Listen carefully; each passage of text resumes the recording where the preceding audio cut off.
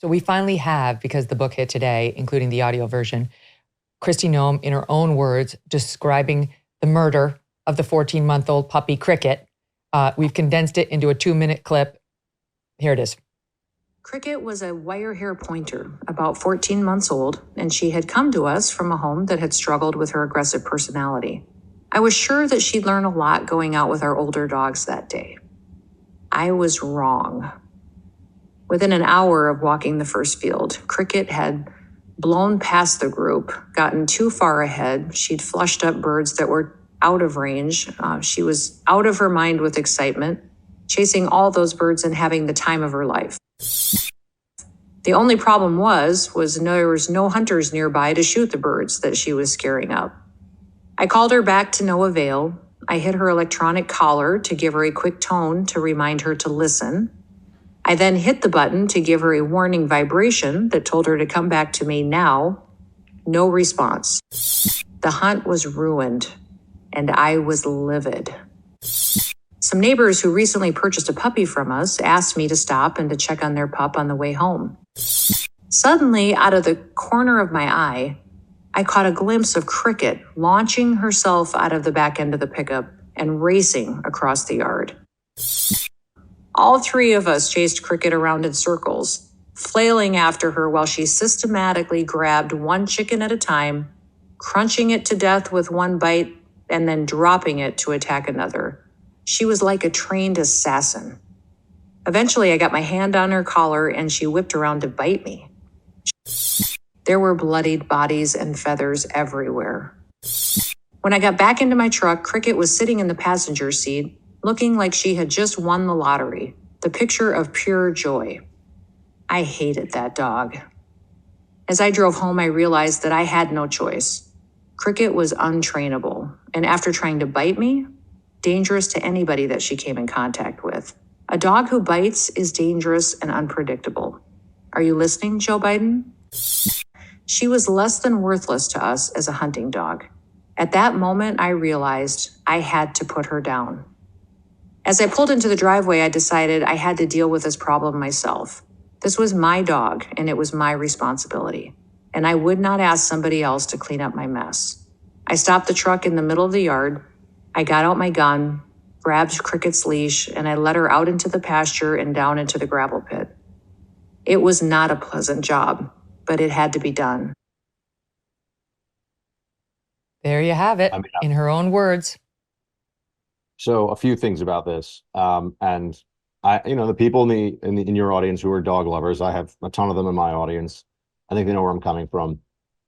I'll try to get past the horror of thinking that this is some kind of a cool story to show that you'll make the tough decisions. To shoot your own as a 14-month-old dog. I want to analyze this as objectively as I can. Why is she including? And people say, oh, this doesn't matter. Really, this person wants to be president of the United States. I think it matters a lot, actually. But put that aside. And then also talking about how she shot the goat because she didn't like the goat and everything else. It smelled bad. The same day, by the way. And has photos of her the same day that she's put horses down. She takes photos of this to commemorate it. Like, does that seem normal? How many people listening to this have photos of them celebrating horse put down day when they shoot their horse? Okay. All right. So those are all facts. Those are not in dispute. She brings up all of the issues of it being bad at hunting. So are you killing? And she said she hated it before the incident where it tried to bite her. It sounds to me like she thinks the dog isn't worthwhile enough to her as a hunting dog, so she's going to kill it. I mean, that's the part, or at least she's moving in that direction. Yes. And then when she says the dog turned around to bite her, it didn't bite her. I have a puppy.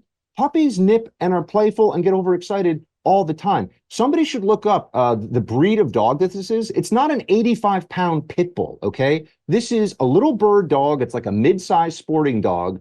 The idea that this is a danger to people, any dog would go after chickens. It's a 14-month-old dog. And she could have given it away. Megyn, this is a true story. I have a friend who is an absolutely avid hunter, sportsman, everything else. He had, I think it was the same breed of dog. It looked very similar. Was not a good bird dog at all. He's like, it was untrainable.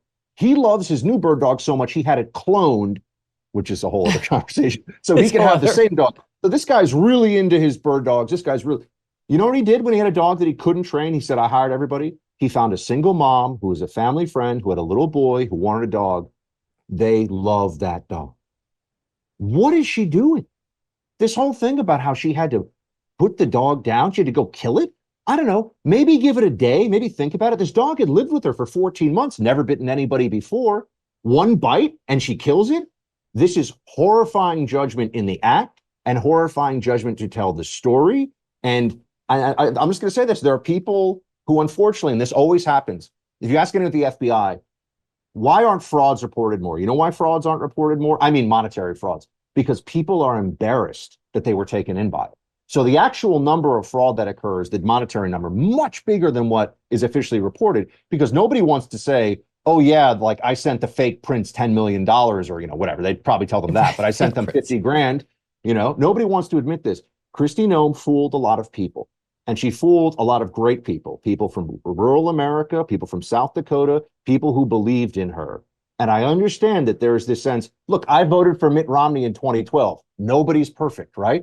But let's look at reality and let's see what she has shown us, and let's make a conscious and real decision as Republicans to have some standards of truth and forthrightness and judgment in our politicians. I mean, that's basically where I come down on this.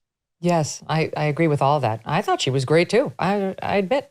And we really wrestled about whether we would even report the Corey Lewandowski news, because I really was her fan. But it was a big story. And my feeling was we would report this if it were about a man, if it were about somebody on the short list, being considered for VP, we would report it, and we're not going to treat her differently just because she's a woman. So, and by the way, there are pictures, and there's a lot behind that particular allegations. It's not one of those things that was just hurled.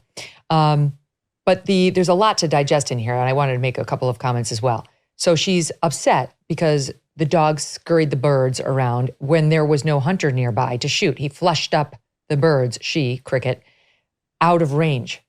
Oh, dumbass dog who didn't understand exactly how Kristi Noem wanted it to hunt, even though it was just a puppy. And she, several times, the dog was having the time of her life. She talks about how she looked like she'd won the lottery. She was the picture of pure joy. I hated that dog. Why did she hate her? She hated the dog because she didn't hunt right on her first time out. The dog, by the way, had just been shocked. It's fine. I understand the shock collar. And she hated her because when the dog was killing chickens, which I'm convinced at least my Strudwick would do. And they see chicken the way we see chicken, like food. Like they don't understand, Yes. The modern niceties of how you're supposed to be around chickens, right? They see it's food, it's prey. And by the way, it's in the dog's nature. That's why you hire it to help on a hunt, to go retrieve the dog. I mean, retrieve the bird. Anyway, I'm sure my Strudwick would eat chickens if I put him around, and he's the sweetest lug that you'd ever find in your life. And she seemed, if you hear the audio, to take delight in it. She wants us to believe that it was a tough decision, because it would be a tough decision for anyone else. It would definitely be tough to decide to kill your innocent 14-year-old puppy. That is a tough one. But it wasn't for her, because she was motivated by anger, and she clearly hated her dog, and I would submit is not an animal lover in any way. Absolutely. I mean, why didn't she include in this memoir, which is all an act of, let's be honest, political memoirs are an act of propaganda, which propaganda is not always bad, but this was meant to be a launch pad into true national politics, a vice presidential or cabinet role, and a future run at the presidency for her. Everybody knows it. It's obvious from her little spokesperson who's running around sharing polls all summer about how she's the VP that they fear most and all this kind of stuff. So this is not some theory. We all know what the game plan was here. She's writing this memoir. Why not say, I mean, did she cry? Did she cry after she had to shoot her own dog? Obviously not, because she hated the dog. So she shot the dog in anger. Is that the kind of decision that you make when you're in a bad mood? I'm going to go kill the family dog. It had lived with her for 14 months. By the way, depending on who you ask, puppies become adult dogs anywhere from 12 to 18 months. So this whole game that some of the Noem supporters play, it's not a puppy. I mean, it's basically a puppy. It's a puppy, okay? And if you're fighting about whether or not it's a puppy when you're talking about killing a dog under these circumstances, you're already losing. But I mean, it's interesting to see. I'll tell you, I got a lot of pushback on my show. Clay is not, I have a dog. I grew up with dogs, and I love them. And maybe I have an irrational attachment to canines. No, I think no, that it's not irrational. My audience is totally with us. There are some who said, maybe, but they could see why this is controversial as well. I mean, the vast majority are with us.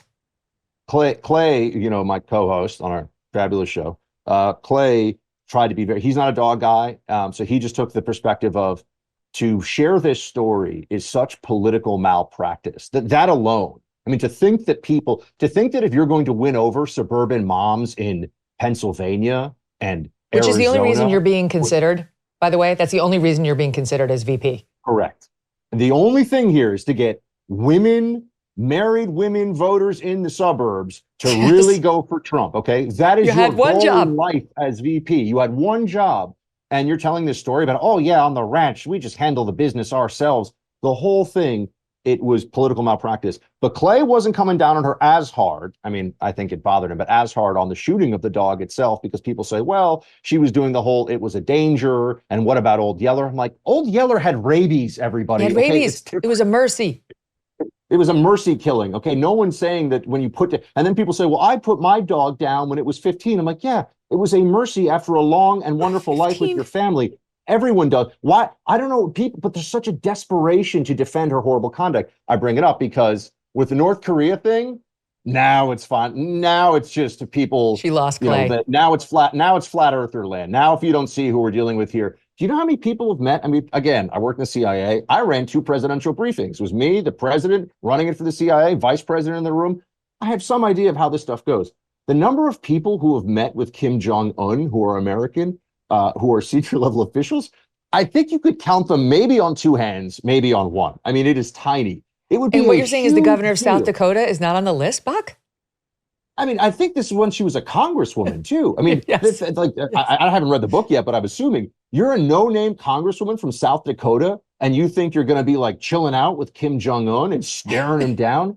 It's fantasyland garbage. But the reason somebody could include that in a book like this is they're so used to just having the people who like her, and there are guys, and Megyn, I can't speak from this perspective but there are guys who they see, she's attractive, I live in the real world, she's a good-looking woman, and they give her more than a little leeway because of it.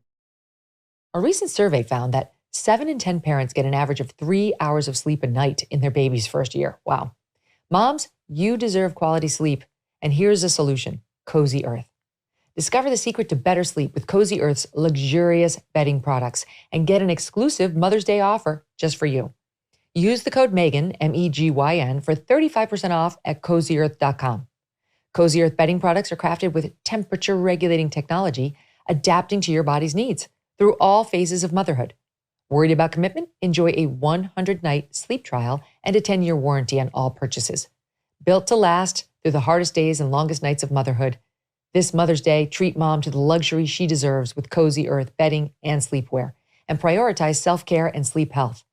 Head on over to CozyEarth.com. Use the promo code Megyn for 35% off, and after placing your order, select podcast in the survey and select my show in the drop-down menu that follows. Thank you so much for doing that. Hey, thanks so much for watching. If you like what you just saw, hit the subscribe button for more clips and full episodes.